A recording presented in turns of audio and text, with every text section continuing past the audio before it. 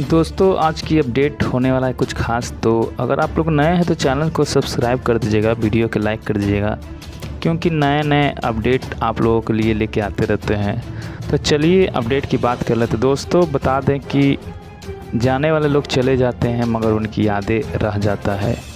और दोस्तों बता दें कि आदमी सोचता नहीं है कि दोस्तों ये ऐसा हो जाएगा, मगर समय ऐसा चीज़ है कि कब क्या हो जाएगा कोई नहीं जानता है।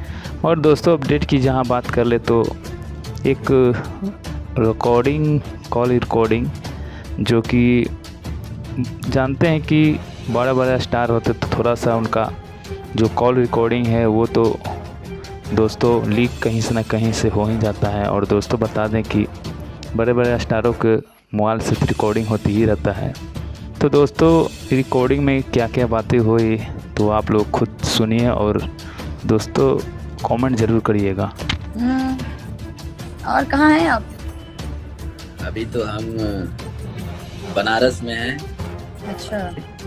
और बहुत अच्छा गाना शूट किया है इन्होंने। हाँ, जो अभी हमने रिसेंट शूट किया हुआ है अभी बहुत अच्छा गाना बहुत है। अच्छा शूट हुआ है, बहुत ही शूट भी प्यारा बहुत शूट अच्छा हुआ है किया वो गया है। गाना। और बहुत काफी वो गाना बजा